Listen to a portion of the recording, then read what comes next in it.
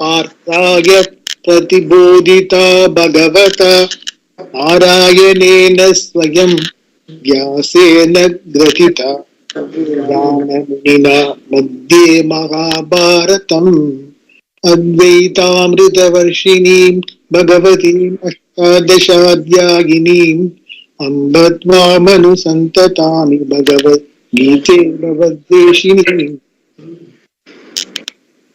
Verse 52 to 55.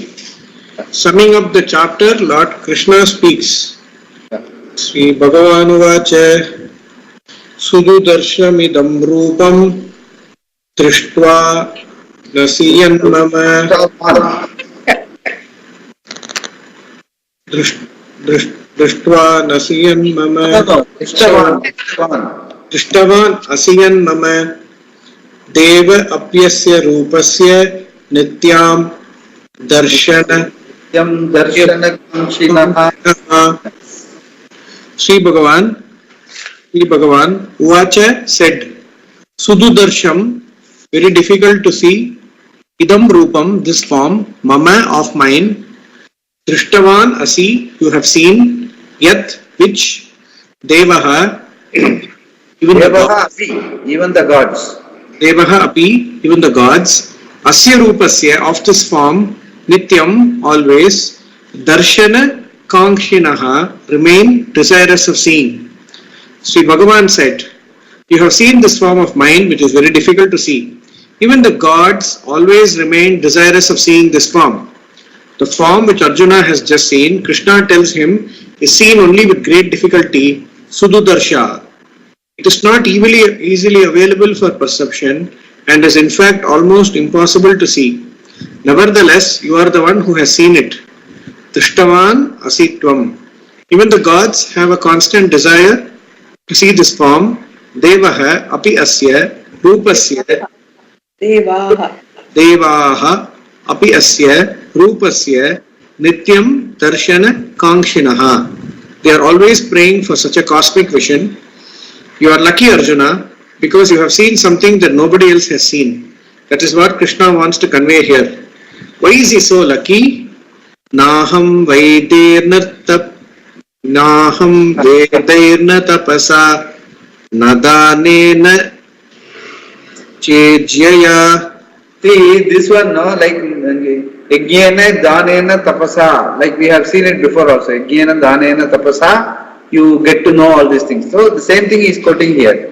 Naham Vedaihi na aham Vedaihi na tapasa na danena na chejyaya. So difficult this is telling. Yeah. Sakya evam vido drashtum drishtavan asi mam yata na aham drashtum sakyaha. I cannot be seen. Evam vidaha in this form, Vedaihi, by study of the Vedas, na tapasa, nor by ascetic practices, na danena, nor by charity, na cha ijyaya, nor by worship, drishtavan asi, you are the one who has seen, mam, me, yata, in this way. I cannot be seen in this form by study of the Vedas, nor by ascetic practices, nor by charity, nor by worship. You are the one who has seen me in this way. Here, Bhagavan repeats what he has said before. Generally, repetition is considered a defect, but not in teaching. In this case, it is an introduction to the two very most important verses that follow. See, here what happens is, I tell you, you should know this very well, like in Kathopanishad, just read it out. In Kathopanishad closely follows, Bhagavan himself lifts a lot of things from, yes, Swamiji also has mentioned. Bhagavan has lifted literally certain verses from Kathopanishad into Gita. In the sense, you cannot say it is plagiarization because it is both are Bhagavan's words. So, okay, you can pick it up from there and put it here. So, what it says is, I will tell you, in Kathopanishad, 2nd chapter, 3rd Valli, 4th sloka, only with Atma Jnanam, that we have discussed all along, and only in Manushya Sarira, one will get revealed the reality understanding, Atma Bodha, in a Shuddha Antakaranam, and all that he says. And he says, even if you go to Pitraloka, Gandharva Loka, after doing a lot of tapas, austerities, rituals and all that, you will get only a vague understanding of reality, like in Swapna, like in seeing in a muddied water, the reflection what you see, and all that he gives. Only by understanding you will get, that is in this Manushya Sarira only, by understanding under an Acharya only, you will get clear knowledge of uninhibited consciousness, which is your reality. Uninhibited meaning you will not be, see, we are all self-conscious. We are all self-conscious in the sense, we are conscious of our identity as a human species. Because of that, what happens, we are self-conscious means we are self-judging. How far I am better than the other fellow. So Swamiji funnily used to say, even a boy, you will be talking animatedly among themselves. Suppose you call him and ask him to come to the dais and speak, the fellow will be so self-conscious, his movement will be jittery, his talk will be stuttering, because he is so conscious that he will not be able to. That is why that dais speech and all we practice. Why? Because we become self-conscious. Self-conscious meaning it is not something unnatural, it is natural. But it is not the reality understanding. The reality understanding that you are the Desha Kala Vastu Aparichinnam Atma Asacchitanandam Davartham being. That being your reality. Other than that, since you don't know, your identity will be with the self-conscious human being. That itself, even that understanding, even though it is harmless, it makes you a samsari. From there you start your ragadvesha, your comparison, your your samsaritvam starts. So for that, for you to get to that understanding, you need this Atma, the understanding in the Manushya Sarira. With all your tapas, you may go to Sargaloka, you may go to Pitraloka, Gandharva Loka, with so much of hostility. Yajnena, Danena, Tapasa. What you can at best get is going to some lokas. There the understanding will be very vague. And even if you go to Brahma Loka, which requires lot of tapas, there also you have to be taught that you are this is your understanding, this is your reality, Tattvamasi. After so much of difficulty, which is very difficult to go there, after going there, if you have to understand this, why not do it here? That is the Tatpurya of the whole Shastra. That is precisely what he is trying to say. Even here, when you get the Vishwarupa Darshanam, it is equivalent to going with Gandharva Loka, Swarga Loka and Yajnena, Danena, Tapasa. And he has got it now. But still, next moment he doesn't want, he is jittery, he wants him to get back to his normal form.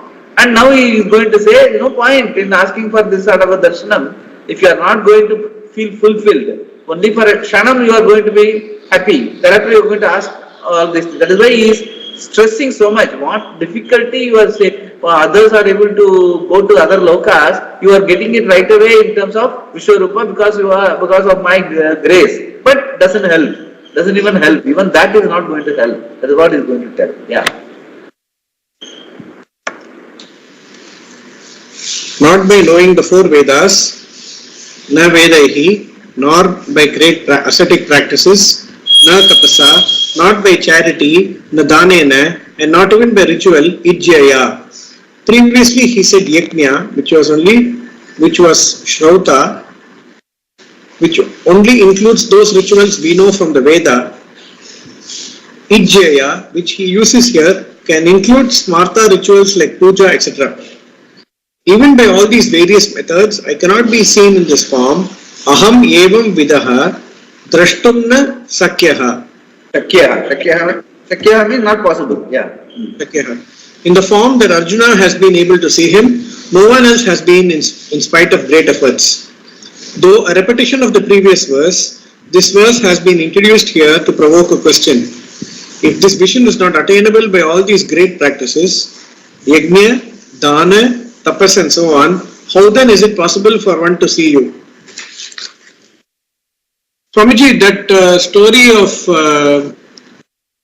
Guruvayurappan where Sutapas, Kashyapar, all those stories and all, they've already seen God in this form, right? So why are we saying Arjuna is lucky to have seen this form. Yeah, that's what he says. He says here for his asking, Bhagavan has given him the Vishwarupa Darshanam. Arjuna has not gone through Yajna, Jnana, Tapas and all that. But there are rishis. We also listen to a lot of people, know that I saw him, I saw Bhagavan, he came in my dreams, and or I was, when he was Tapo Nilela, I was able to see, and all that we hear the stories. So all that he is summing up. He is saying that at best, with all your karma and rituals and austere living, good dharmic living, etc., etc., at best you can get a Vishwarupa Darshanam or equivalent to going to this. That's what I was reading you. Gandharva Loka, Pitru Loka, and in a most favorable scenario, you may go to Brahma Loka. There again, you have to understand. Ultimately, you have to be given the Upadesha Tattvamasi. You are the unlimited, uninhibited conscious being, the reality of you as well as Ishvara. That understanding alone, that is a culmination of we can call it moksha or freedom or evolution's completeness. So the objective is to get to that understanding. So that should be the focus rather than stressing on the upaya and keep on going, because we are used to doing, not knowing. We are not interested in being, we are interested in doing. That is precisely what he is trying to. Yajnena, Danena, Tapasa is at best doing putting your best forward to do things properly in life, because that we are been used to doing all that. That doesn't take you beyond a point. That's what he's trying to say. Yeah.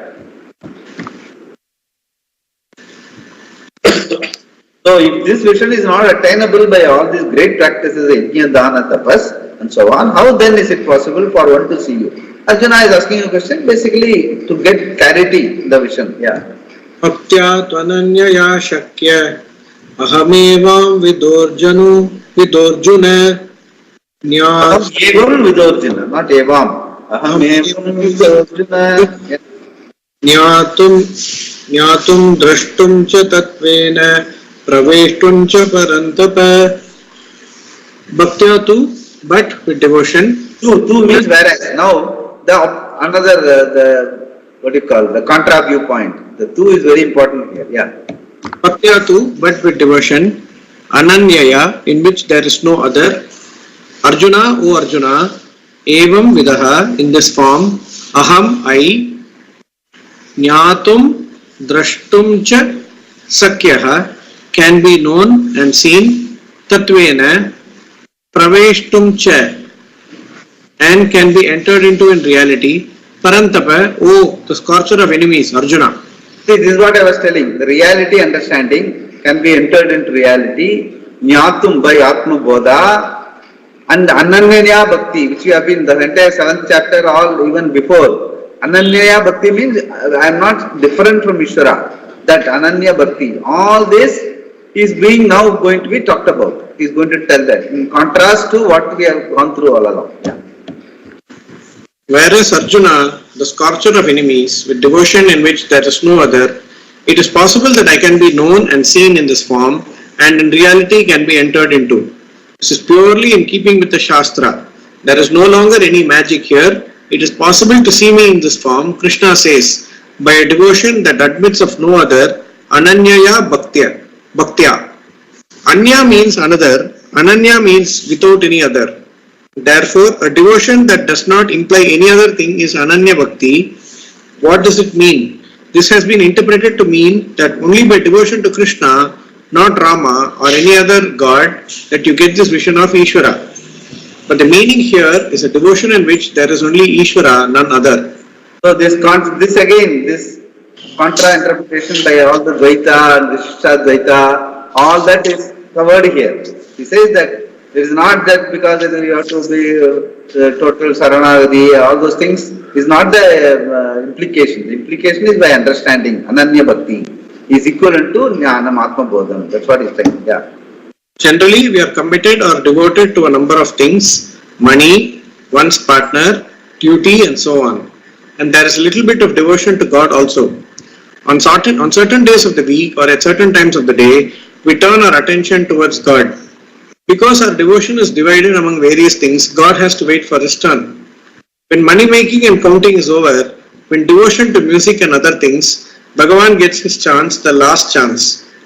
Then slowly a person finds that the little bit of devotion he had for the Lord has grown to cover a few more things. He finds that money also is Bhagavan, wife is Bhagavan, children are Bhagavan, till finally the whole world is Bhagavan. That is Ananya Bhakti. The devotion goes nowhere else except to Bhagavan. That requires a lot of inquiry, vichara. The more you look into it, the more you see Ishvara as everything. There is nothing other than Ishvara. Your devotion to the Lord grows as you understand. Your devotion to the Lord grows as you understand who He is until you find that there is nothing outside. This is Ananya Bhakti. If such is your devotion, the whole world is Bhagavan. What else is the cosmic form but that? Arjuna had excluded himself in this cosmic vision, but here you are totally included. That is why a real cosmic vision is possible only through jnana. It has to include the observer, otherwise it is not complete. It is not cosmic. Krishna makes it clear by adding Tatvena in reality. It is possible to truly see me in this form only by Ananya Bhakti. Reality is basically reality understanding. I can be seen and known aham jnatum drashtum cha sakyaha, because he said, see, the jnana is not mere paroksha jnana through study of the Shastra. It is clear, immediate knowledge. If you understand that there is Brahman who is infinite and the cause of creation, it is indirect knowledge, paroksha jnana. But if you know I am the cause, it is direct knowledge, aparoksha jnana. That step is a very big step and is what they call darshana, vision. It is seeing it in reality, tatvena, because it is knowledge which includes the person who sees. That knowledge of the Lord that includes the individual is what they call tattva jnana. And what is the result? Thereby he gains moksha, he enters into and becomes one with Ishvara. He is no longer separate from the Lord even when the body dies. Pravishtu means to enter, but it is like a wave entering into the ocean in the sense of understanding that it is water, not a wave. That is the pravesha, the knowledge that releases the wave from being a separate entity. This is called moksha and is accomplished. Krishna points out here by Ananya Bhakti. Only with an appreciation that there is no other thing except Ishvara is it possible for you to see me in this original form. What Arjuna saw was not truly the cosmic form. The real cosmic form has to be understood to include you. These are to be properly understood. Otherwise, you can embark upon an eternal struggle to see the cosmic form by intensifying your acts of devotion. Even if you see it, you will be as frightened as Arjuna. Therefore, it is important to understand that Ananya Bhakti is seeing only Bhagavan and is only possible through knowledge, a knowledge that includes the knower. In the next verse, Lord Krishna sums up the chapter and also all that has been said so far. Introducing the verse, Shankara says that now the entire teaching of the Gita is given in a nutshell here. This is the essence of the entire Gita Shastra that is meant for moksha. And this moksha has to be pursued with the help of either of the two lifestyles. One of total commitment to knowledge, where knowledge is pursued to the exclusion of everything else, or knowledge is pursued along with the lifestyle of karma yoga. This includes not only what has already been said, but what may be said later. That is what is said by Krishna. Lord Krishna sums up. Appa.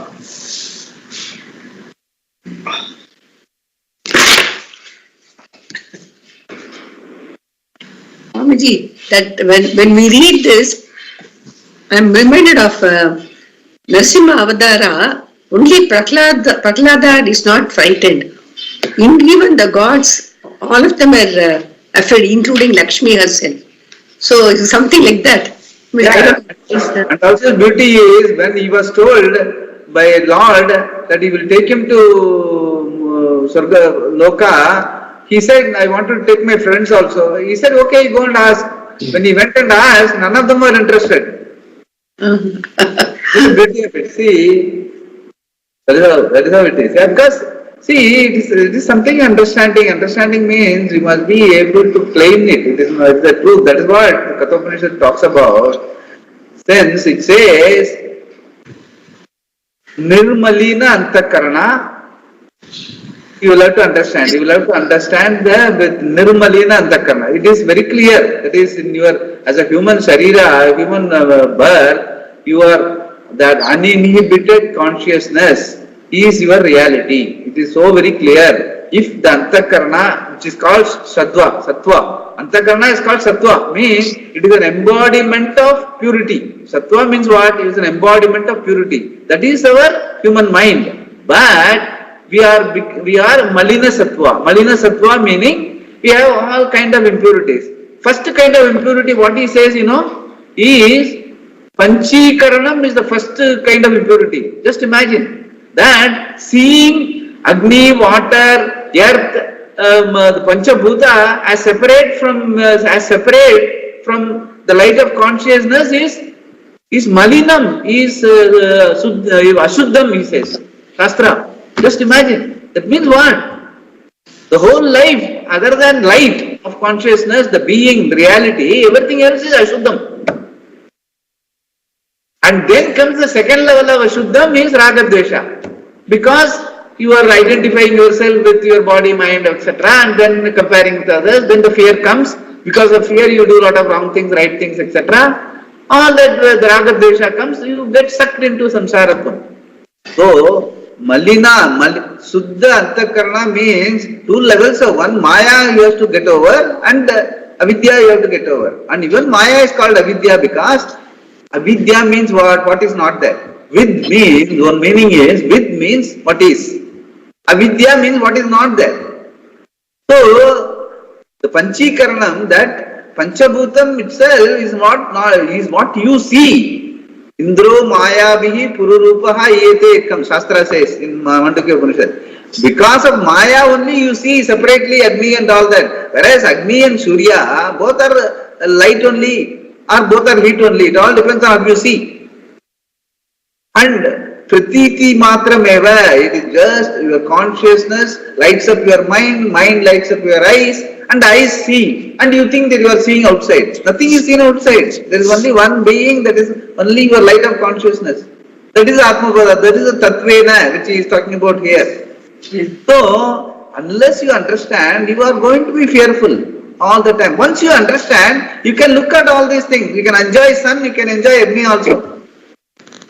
Nothing wrong. But without reality understanding, you will be always be with vague understanding. That is why it is equivalent to Swapna or equivalent to going to Pitruloka or Gandharva Loka. Everywhere your vision is hazy. Just like even muddy water, that is how it will be. Shastra says, even if you go to Gandharva Loka, after all the tapas, அங்க போய் அழுக்கான முஞ்சியை பார்க்கறதுக்கு அவ்வளவு தூரம் போனோம். Better you learn it here, earlier the better. Here, when the Guru says, when the Acharya says, when Gita says. That is what he is trying to say. Yeah. Swamiji, little confused by the previous readings. So first Krishna says, you cannot achieve me through various means of the thing that we do. And then he talks about Ananya Bhakti. I'm not able to understand Ananya Bhakti. Ananya Bhakti is understanding. That is what Ananya Bhakti is understanding. And all the Yajna, Dana, Tapas can at best give you an Upaya. Upaya meaning here a readied Antakarana, which we have been talking about, readied infrastructure. With that infrastructure also, you are only asking for a trip. Like even he is asking Vishwarupa Darshanam, or I want to go to Brahmaloka, I want to go. Your target, I do tapas, I do Agnihotra, and I do all that, I want to go to Swarga, means you will get only Swarga. Bhagavan will not say, Bhagavan will say, you use it to understand life here and now. If you want to go to Swarga, whatever you ask for, you will get, but doesn't help. That is where you have to, that is called intelligent living. That is precisely, that is why the Karma Kanda, the Purva Mimamsa and the Uttara Mimamsa, the lot of arguments between Shankara and the Karma Kandis say, no, so much of 99%, it's called volume argument, Swamiji will say. 99% of Veda talks about karma, only 1% talks about jnanam. Then why you give priority to, maybe 99% will give you elected government, but will not give you to reality. Majority doesn't work in case of truth. Truth is generally in minority. So that is precisely we have to understand. That is where human life is, as the Manishya Shariram alone you can get it. That is also equally important. No question of going to trip or Gandharvaloka, Vaikunta and all that doesn't work. Because they are all bogus sarira. Bogus sarira means there you go, don't learn. You encash your punya there. You will see Ramba Uroshi dancing and come back. You will not, because bogus sarira, there you don't learn anything. You only enjoy. You encash your punya, that's all. Only in Manushya Sharira, you have got that freedom, unlimited, uninhibited consciousness. That is why I was always telling, the freedom to do, freedom to do the right thing, to do the wrong thing and not doing anything. Kartum Shakyam, Akartum Shakyam, Manyatava, Kartum Shakyam. That freedom is only available in Manushya Sharira. Not even Devas. Sun has to be sun only, it cannot become moon. And no holiday for them. 24 hours, 365 days, they have to keep doing. So it's all so beautifully, we have to analyze, we just get carried over by lot of, stuti. They are all required, all are prayer, everything, Jnana, Dana and Tapasa is required, but that is only for creating an infrastructure where your mind will become, like as I told earlier, Kushagraya Buddhya. Like even the sharpness of a darba grass, your mind will become very clear, and the Suddha Sattva, the mind will become, Antakarana will be like a clear mirror, where you will be able to see that uninhibited consciousness is the reality. Reality has to be seen as it is. That is the reality. That has to be seen clearly. It cannot be muddied. For that, you have to get the right, the infrastructure be used, put to use under the right acharya, right sampradaya, right teaching, where the teacher has got the vision from his guru, he has got it from his guru, like that goes up to Dakshinamurti. And that gets handed over, and this is because of the full vision. It is not a truncated vision, it is not having parts. Since it is not having parts, either you get it fully or you don't get it. No in between. That is why that in between is what is going to Gandharvaloka and Pitraloka and hazy understanding. Doesn't help. That is called sab-pradibandhaka jnanam. A jnanam inhibited. That doesn't help. That anyway we have now. Jnanam inhibited, even now we have. For a moment, when you go to the temple, you feel one. When you come out, you have all your problems. So we are being given glimpse of that total oneness with Ananya Bhakti we have. Every day we have when you go to sleep. Every day when you are in a blissful moment with Bhagavan, we have it. But we have to recognize it. That recognition comes with your Suddha Antakaranam. And that is where your Yajnana, Dhanena, Tapasa will help. You will get the Suddha Antakaranam, but thereafter you have to get the Bodha. Both are equally important. You have to ask for it and get it. Unless you ask for it, you won't get it. So that is precisely, that is how we have to understand and approach the whole thing. Yeah. I will read Swamiji. Yeah. Who is reading? Shall I read? Yeah, read. Swamiji, actually this, as you said, we don't want Swarga Loga, we don't want Gandharva Loga, we don't want anything. We want only moksha. Yes, that is freedom from birth. Freedom means what? Freedom means what? Freedom from birth. Seeing things as they are, that's all. Oh. That is reality understanding. That is why I always call it, we should not have get into any dogma. You have to say, you have to understand reality as it is. Actually, Nyasa, Sannyasa, there is one. Nyasa means seeing things as they are. For getting moksha, our papa should be zero. No, that's what I am telling. It is not so. We can never make it zero. I tell you. It will never become zero. It's impossible. That is what Karma Kandi says. by living out my prarabdha without asking for anything, I will do only sandhyavandanam, nitya naimitika karma, my prarabdha will get exhausted, then I become clean slate, zero, then I will get moksha. No, all your sanchita karma is going to be pending.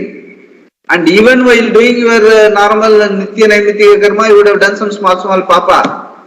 Somebody would have disturbed you, would have shouted at him. That is a papa. So anyway, papa will come. Papa and punya can never, that is a misnomer, that's what you call it, a mirage. It doesn't work that way. This is only given papa punya balance. If you have an enhanced punya by yajna dana tapasa, you will have a relatively a better infrastructure wherein inquiry is possible. That is precisely what we are, the whole, it's only a upaya. It is not a upeya. Upeya is understanding. And for that inquiry, any subject matter, inquiry you have to do. And the inquiry means subject matter under the learned guru. By having a dip in Mahakumbh. Huh? By having a dip in Mahakumbh. That's all okay. That's all. No, nothing is discounted. Everything okay, has some value. But ultimately what it is all meant for. Even whether Kumbh or whatever it is, everything gives you a certain solace, a certain infrastructure, so that you are not after your worldly pleasures. You want to know what it is all about, life. That way, it will lead you to the right Uttara Marga. But again, you have to ask for it. Unless you ask for it, you don't get it. Okay, like any other knowledge, unless you seek it, you won't get it, right? For seeking jnanam, there is a certain methodology of teaching under the right guru who has got the vision. Because this vision again has to come from his guru. Uninterrupted has to come. So that is all. That is where Vivekachudamani says, Ishwa anugraha hedukam manushyatvam mumukshutvam mama mahapurusha samsayaha. That Ishwa anugraha hedukam, all this Kumbh Mela, your daily rituals, sandhyavandanam, living a proper living, vijnana, dhanena, tapasa, contributory living, anadhanam, all those things, the whole way of living, karma-based living is only for getting a Shuddha Antakaranam, that's all. You get back, your Malina Sattva will get, Malinam will get reduced. And you have to inquire further and look at look at the whole thing as Mithya, the relative reality, including whatever you see, Panchabhuta onwards, whatever you see, Panchabhuta is ultimate. Panchikaranam, Tattvabodha talks so elaborately as if Ishvara Srishti is something great. But even that is dismissed. Ishvara Srishti also equally Mithya. So that is not, for that you have to ask for it, you have to inquire into it, you have to make it your understanding. Otherwise it will again look like some philosophy. Okay, you can have your philosophy, I will have my philosophy. Like that will go. It is not philosophy, it is understanding. Understanding life as it is. That is what we are heading to. Swamiji, he is insisting so much. Bhagavan himself is insisting so much. Yajnena, dhanena, tapasa is not going to. Actually, Swamiji, this Vyasa puts it through Bhagavan's words. Okay, number chali kya karata, Bhagavan janna ka pada. But even this, he was talking about Mahakumbh dip. People who have gone there and come back, they all feel that they didn't do it, it was only Ishvara's grace. Yes. No, that feeling, they have a feeling that after having gone through that experience, they feel that as human beings we could not have done it. It is only God's grace, Ishvara's grace, we are here back. Correct. That is true. That is what Ishvara anugraha hetukam. All this help, no doubt.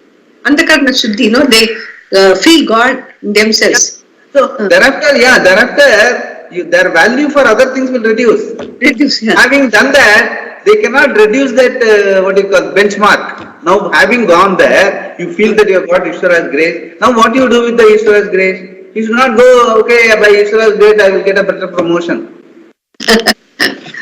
You cannot reduce, no, you can't. In a nutshell, by doing all of these things, we are working towards understanding Ishvara. Yeah, first creating an infrastructure, a preparedness, adhikaritvam, you are improving. Any subject matter for study, you need an adhikaritvam. You must be a competent adhikari. For you to study Einstein, you must be knowing basic physics. Like that, for this study of this Shastra, even for this, for you need a Karma Yoga. For Karma Yoga, need Shuddha Antakaranam, Ishwaranugraham, Ishwararpanam, Prasada Buddhi, anything and everything, you take it as Prasada, anything and everything, which Ashwin also tells, says he feels that way, he feels connected, even in his job and all that. So that Antakaranam gets readied. But thereafter, I always keep telling, that should be only a Upaya. The Upaya is reality understanding. You must be able to claim what is the reality, which is here and now. Desa Kala Vastu Parichinnam Satchit Anandam, the reality right now, as of us, we are all talking to each other. We must be able to see my reality, my being is awareful being. Desa Kala Vastu Parichinnam. Everything else, body, mind, senses, all my intellect, all my accomplishments, all my Yajnena Dhanena Tapasa, I am observing that. They are part of the deed Antakarana, but I am not, like Bhagavan says, Matsani Sarva Bhutani, Nachamastani Sarva Bhutani, which you have already seen. Everything is me, without me, nothing, but I am not that. Both he says, so what you call, paradoxical statement. You must be able to see through it, and you must be able to say it yourself. Bhagavan says it's a different thing, but you have to say, everything is in me and I am not in anything. What am I then? I am a awareful being. And that you must be able to claim it. And it should stay with you. That is precisely the final and it is so simple. The problem is, it looks so simple, we feel, my God, if it is so simple, why are we struggling so much? That is the Maya. That is what this whole life is all about. When you say struggling so much, Swamiji, for me, for example, I am reading Bhagavad Gita every day, Krishna. My puja is about Ambal. My day-to-day affairs at the end of the day, my guru seems to be someone, say Kanchi Mahaparivara, for example. Now, why so much of different things? Why can't it just be like Islam saying Muhammadan? Why can't it just be like Christianity say Jesus? Why can't it just be Krishna for everybody? And because that's the question that comes each of us come with a different baggage. We don't know what is our antecedents. That is the beauty of the sense. Everyone to their own thing, because exactly what is the baggage which we carry. How much of raga, dvesha, unconscious, hurt, guilt, how much of prarabdha, how much of Sanchita karma, what is our way in which, where we are born, our circumstances in which we are brought up. Everything counts. That is why Gahana Karmano Gatihi. Don't try to, it is like an ocean which has no bottom. A ocean which has no bottom, that is your karma. So don't try to scrutinize that. Just whatever possible, Jnana Dana and Tapasa keep doing. But focus on the infrastructure of your mind readiness and get to the subject matter of inquiry. Start inquiring. Don't have to, when you read and when you don't understand, read it again, go seek clarification to the Guru, whatever. Listen, that is very important. You must be focused in your understanding and keep yourself ready. Don't get distracted by the ways of life and all that. Time and again, come back to the Shastra, get inquire it. That is why Jignasa is important in this. Because Jnanam is simple, pure awareful being. It is not even an object. It is not bound by time, not bound by space. So you don't have to really know much about it. There is nothing to know. That is just you. Whatever you have known, otherwise you have to negate and say, just own up. And own up, just be. And for that being, the whole grace and the upaya and the culmination has to be in that being and owning. And I am Purna Brahma Amasmi. And everything else is my vibhuti or Ishvara's vibhuti. There is only Ishvara. There is no me. Ishvaroham. And everything else is in my Sannidhanam. Everything, whatever I need to do, Nimitta vatram bhava savyasachi. Just keep doing whatever comes across in your family or your office, whatever, just keep doing. But we, at the back of the mind, the Shruti should be there and the awareness will be. Okay. That is the culmination of it. Yeah. Swami, there also Muhammad is not the God. He is the messenger of Allah. That is God. And Christianity also, Jesus is the son of God. So God is another person, another thing. Not. Yeah, that is why this Ananya Bhakti is very important in our understanding. Ananya Bhakti is important because there is no other. The second thing does not exist. The first thing itself doesn't exist. Forget the second thing. There is no thing. We say Desa Kala Vastu Aparichinnam Satchit Jnanam Satchit Anantam. There is no thing. There is only being. And that being is you. Now none of us can say, need not have to ask our father, mother, wife whether I exist or not. That being we are talking about. That being is the reality. And it so beauty it is. No?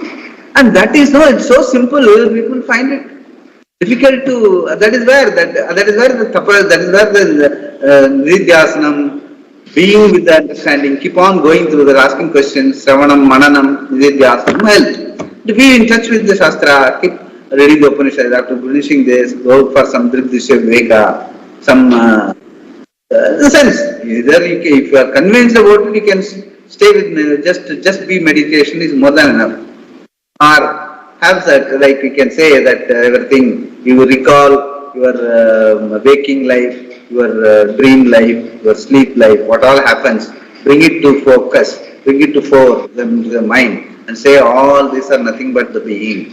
Om iti Brahma, Om iti Atma, Om iti Sarvam Kalvitam Brahma.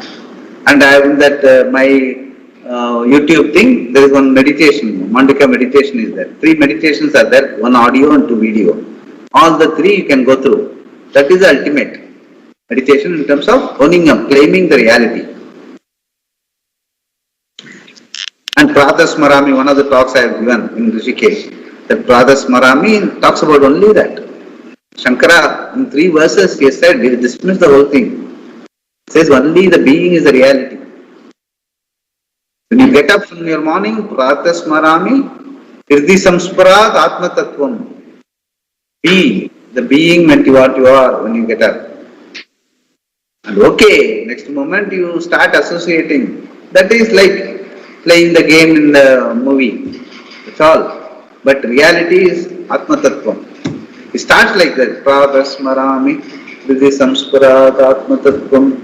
That is one of my talks in Rishikesh. Last talk, I put it in the YouTube. You can go through that. Yes. Yeah. Mat karma krit mat paramo mat bhakta sangha varjitaha nirvaira sarva bhuteshu samameti pandava. Verse 55. Sarva bhuteshu, among all people, yaha, one who mat karma krit does all action for my sake, mat paramaha, for whom I am paramount, mat bhakta, who is devoted to me, sangha varjitaha, who is free from attachment, nirvairaha, who is free from enmity, taha mam eti, he comes to me, Pandava, Arjuna, among all people, the one who does all action for my sake, for whom I am paramount, who is devoted to me, free from attachment and free from enmity, comes to me, Arjuna. The one who has all the things listed here is the one who reaches me, Saha Mam Eti. Krishna says here, addressing Arjuna as Pandava, the son of Pandu. Who is that person? Mat karma krit. One who performs action is karma krit. Here, it is someone who performs all his duties, daily duties, etc., not for dharma or artha or kama, but for moksha. Performs all his daily duties, etc., not for dharma or artha or kama, but for moksha, which is Ishvara Swarupa. He engages in his various activities, keeping Ishvara in the center, because for him the Lord is to be accomplished, nothing else. He is Matkarma Krit. His karmas are performed not out of raga dvesha, but out of respect for karma, for dharma and adharma. This is an important thing to understand. What does it mean to perform action for the sake of Lord? We hear this all the time, but what does it really mean? How can I perform an action for the sake of Ishvara? If Ishvara specifically tells me to do something for his sake, I can do it, as we often do for others. But Ishvara does not directly ask me for anything. How am I to know what pleases him and what displeases him? Some say that one must undertake all actions saying Narayana. But how does simply saying the name make it an offering to him? How am I to dedicate my karma to the Lord? Even if I say, "Oh Lord, I dedicate this karma to you," neither the action nor the result goes to Lord. Mat karma krit is one of those vaguely understood words we find in the Gita. But earlier, Bhagavan explained it very clearly, saying Raga, Dvesha, Vesham, Vasam, Na Agacha. Raga Dvesha Yoho Vasam na Agachet. Don't come under that spell that he has told earlier in the Karma Yoga, 3rd chapter or something. Yeah. Raga Dvesha Yogo Vasam na Agachet. Vasam means grip. Vasam na Agachet. Okay, Vasam. Nama Kai Vasam அப்படிங்கிறாள் அந்த மாதிரி. Yeah, exactly, yeah. Do not come under the hold of likes and dislikes and Swadharma. Either Swadharme Nidanam Shreyaha Paradharmo Bhayavahaha. That is another sloka we have read before. Yeah. Okay. Swadharme Nidanam Shreyaha Paradharmo Bhayavahaha. Death is one's own dharma is better. The dharma of another is fraught with fear. Yeah, there he has given the interpretation as Sadharma in the sense what is appropriate to the given situation. Dharma, sticking to the dharma and do it. Trying to contravene it, trying to think that you are going to be smarter and better off by doing some little bit here and there, adharma mixed with dharma and all that doesn't help. That is fraught with fear. You don't know the consequences. It is not going to take you to even dharmically also is not going to give you something better. You will be fraught with guilt and hurt and all that if you mix it up with a dharma. So your own dharma, what is swadharma, what is appropriate to the given situation. That is what Swamiji always explains. Swadharma in today's world, what is appropriate to the given situation, whichever station in life, whichever stage in life is there, everyone knows what is proper in this moment. If you are honest to yourself, you know what is proper. You do it. Don't try to contravene it. Don't try to get smarter by trying to mix it up with adharma. So don't try to do all that. Shortcuts do not help. So dharma means simply sticking to dharma. And that is always Nidhanam Shreyaha Paradharmo Bhayavaha. That we have explained it earlier. When we go back and look at these verses, we will get to know what are the explanations there. Yeah. What is to be done in a given situation is Swadharma. Within the societal division of Brahmana, Kshatriya, Vaisya and Sudra, Swakarma is Swadharma is very clear. Swakarma or Swadharma is very clear. When that structure is absent, as in the case of even in India today, then Swakarma is the appropriate course of action in a given situation. This can conflict with what I like to do, what I like or do not like to do. As long as what is to be done is in keeping with my raga or what is not to be done corresponds to my dvesha, there is no problem. But more often than that, dharma and adharma are pitted against raga and dvesha. This is the Devasura Yuddha, the war between the gods and asuras.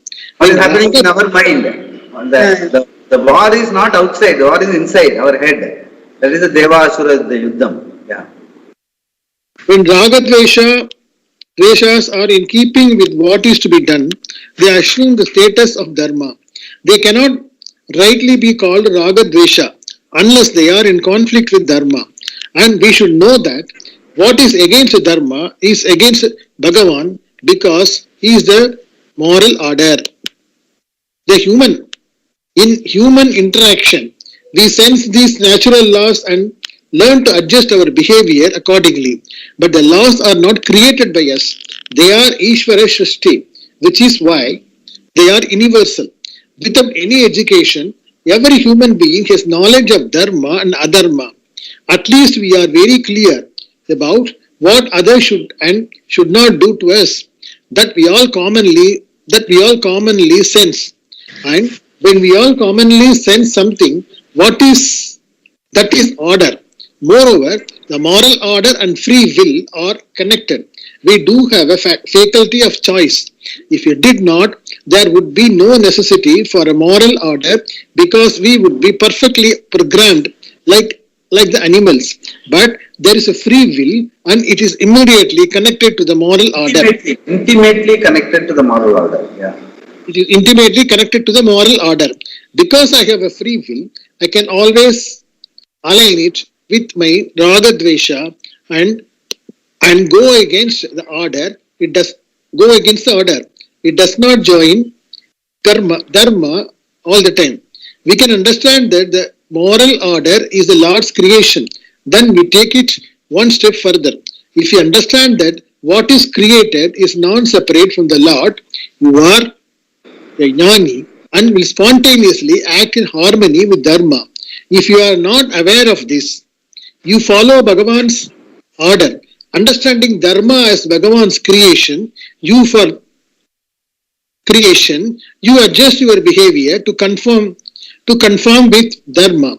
Doing karma for Ishvara's sake means for Dharma's sake, not for the sake of Ragadveshas. As Karma Yogi, one is not interested in Dharma Artha Kama. Although he has Ragadveshas, his actions are done as a yoga for moksha's sake. Then he is Mat Karma Krit. Mat Karma Krit he has explained now in detail what it means. Mat Karma Krit, one word he has explained in all this. Entire Karma Yoga is brought in. Yeah. First he says it is vague, then he explains. Yeah. Because why it is vague? Because it is interpreted differently. Every Acharya will interpret this particular verse according to their convenience or according to their philosophy. See, that is why we also always say the Vivaksha of the Gita is more important. What you want to draw from Gita is not important. What Gita has to say, whether you are able to understand. That is where it is Vivaksha, that is called Vaktum Micha. What Veda wants to say. For that you must not bring in any of your opinion, any of your colored mind. That is why Shuddha Antakaranam is required. You must be open-minded in your inquiry. You are going to accept whatever is coming out of the verse in the line of the Acharya's teaching and as long as it is not against your rational thinking, you are ready to open to it. You are not going by what you want to do and what you don't want to do in life. Ragadvesha does not interfere with your understanding of this word, Mat Karma Krit. That's what he's trying to say. Yeah. Even though someone may be worshipping the Lord, if he is doing it for heaven or some other end, he is not Mat Karma Krit. He is really doing it for the sake of his own Ragadveshas. Even heaven going is Ragadvesha only. Oh. Yeah. A Mat Karma Krit is a Karma Yogi who is a Mumukshu.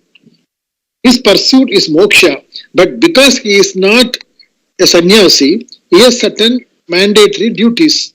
Mat Parama means the one for whom the Lord is the most important. Shankara says that his attitude towards the Lord is like a servant to his master.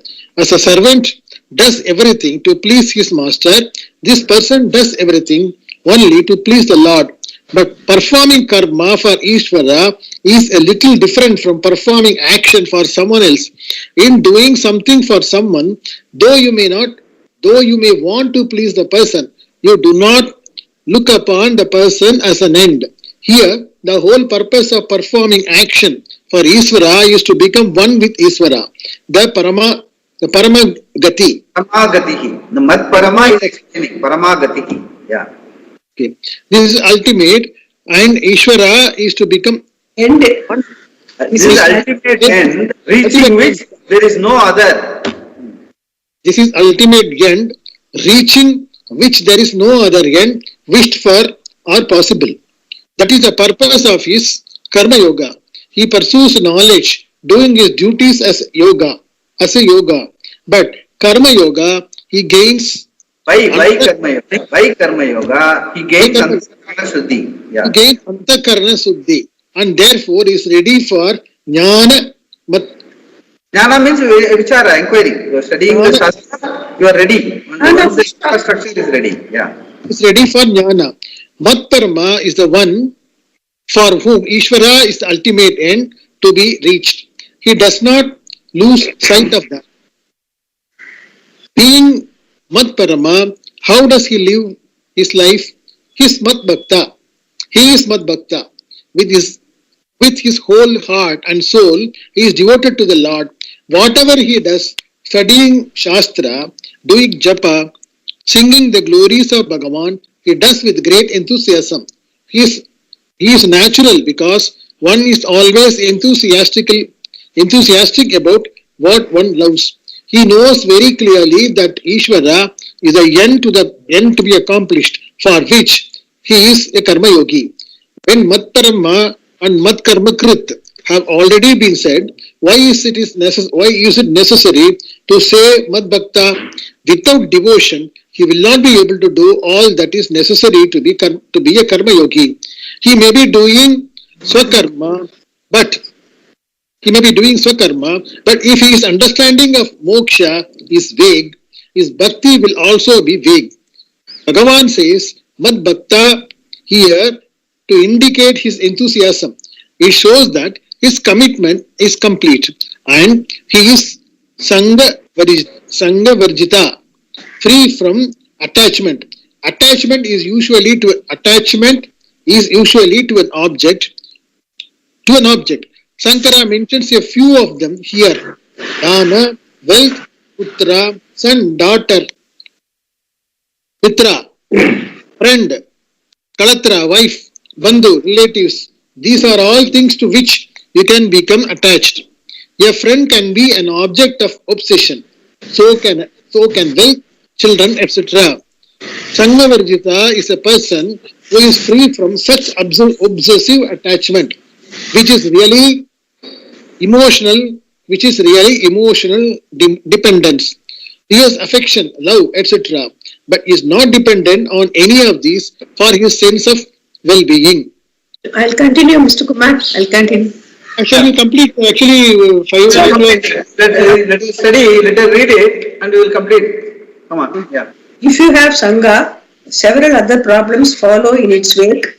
Anxiety, pain, and so on, and Ragadveshas become predominant. It is an ongoing problem. There is always some misunderstanding or another with the relative. No sooner do you resolve that, then there is a problem with your spouse or child. The entire life gets consumed in pleasing people. It is endless because there will always be misunderstandings. So you decide to understand the whole thing more fundamentally. You appreciate the nature of the mind and develop an awareness of what detachment is. In different degrees, everyone experiences the problems surrounding excessive emotional involvement. It is a universal problem. So you become conscious of the fact that you are subject to emotional involvement and try to understand what it is. With that awareness, you can enjoy relationships instead of having them to be problematic. In fact, they help you to grow. Unless you relate, how do you know whether you have an emotional involvement? The involvement arises because of a need, and it is that which creates the problems. Once the need is detected, certain detachment is called for, and that cannot come without understanding. In the process of inquiry, you gather an awareness of yourself and understand your behavior. You learn what situations you have to avoid until the time comes when you are able to interact without getting emotionally involved. You then begin to give in a relationship. As long as you then begin to give in a relationship. To then begin to give in a relationship. Whatever, if you are free inside, you will give. You know very well that fellow is exploiting to you. Still you will give. You won't mind. That level of compassion, understanding you will level, but then nobody can hurt you. As simple as that. Yeah. You will then begin to give in a relationship. As long as you take, there is dependence. Without dependence, you can give freely of your affection, love and sympathy. And he is without enmity, nirvaira. Sometimes people behave in a way that is inimical to you. But if you are committed to your own maturity, you will question yourself, perhaps I invoke enmity. Otherwise, why should he or she be inimical to me? I do not say you should internalize everything, but you must be responsible for your emotions and actions.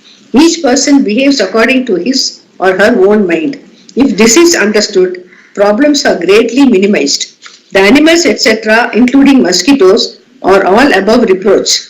They just do what Bhagavan has programmed them to do. You cannot blame a mosquito for biting, but you can keep away from it. It is much the same with human beings.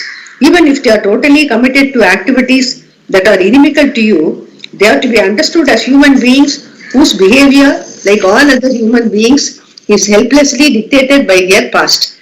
If you had the same past, you would behave in exactly the same way. Knowing this, there cannot be any enmity. We allow people to be as they are. This is dispassion, which is possible only with a certain maturity. To gain that, you keep analyzing your responses. One who has all these characteristics becomes one with me, Mam Eti. I am the ultimate, the only end for him. Suppose you have become one with Bhagavan, then what will you do? What can you not do? You are free, you are full. There is no isolation. This is the most desirable teaching. Arjuna asked for this and Krishna taught him everything. Om Tat Sat. Iti Srimad Bhagavad Gita Su Upanishatsu Brahma Vidyayam Yoga Shastre Shri Krishna Arjuna Samvade Vishwa Rupa Darshana Yogo Nama Eka Dashodhyayaha. Om Brahman is the only reality. Thus ends the 11th chapter called Vishwarupa Darshana Yoga, having the topic of the vision of cosmic person in the Bhagavad Gita, which is in the form of a dialogue between Sri Krishna and Arjuna, which is the essence of the Upanishads, whose subject matter is both the knowledge of Brahman and Yoga.